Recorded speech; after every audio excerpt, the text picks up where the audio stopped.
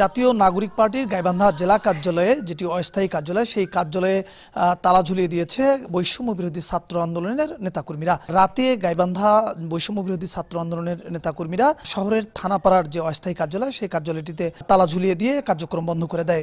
নেতাকর্মীরা যেটি বলছেন, নতুন কমিটি অনুমোদন দেওয়া হয়েছে। সেই কমিটিতে যিনি আহ্বায়ক রয়েছেন তিনি জাসদ নেতা এবং তিনি ফ্যাসিস্ট হিসাবে পরিচিত বলে তারা দাবি করেছেন। পাশাপাশি আরও যারা ওই কমিটিতে রয়েছেন তাদের বিরুদ্ধেও তাদের একাধিক অভিযোগ রয়েছে। তারা যেটি বলছেন যে কমিটি ঘোষণা করা হয়েছে সেই কমিটি ঘোষণার প্রতিবাদে এবং এই কমিটির প্রতিবাদে তারা জেলা কার্যালয়টিতে তালা ঝুলিয়ে দিয়েছেন। তারা দাবি করছেন যে দ্রুত এই কমিটি বাতিল করে যারা জুলাই আন্দোলনের সঙ্গে জড়িত ছিলেন, যারা বৈষম্য বিরোধী ছাত্র আন্দোলনে জড়িত ছিলেন, তাদের যেন নতুন কমিটিতে অন্তর্ভুক্ত করা হয় এবং যে কমিটি বিতর্কিত কমিটি করা হয়েছে সেই কমিটি বাতিলের দাবি জানান। ফেজিবাদী কাঠামো আমরা বিলুপ্ত চাইছিলাম, সেখানে জুলাই ঘটাইলাম, আগস্ট ঘটাইলাম, ফেজিবাদের এক সরকারের পতন ঘটাইলাম। এই ঘটনার পরবর্তীতে এনসিপি গড়ে উঠলো জুলাইয়ের চেতনা ধারণ করে।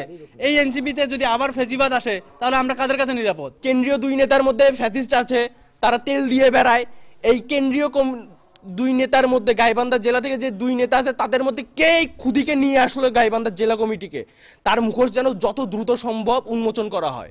তা না হলে উত্তরাঞ্চলে ফ্যাসিবাদ পুনর্বাসনের ঠিকাদার সার্জিস আলমের গাইবান্ধায় ঢোকার কোনো প্রয়োজন নেই।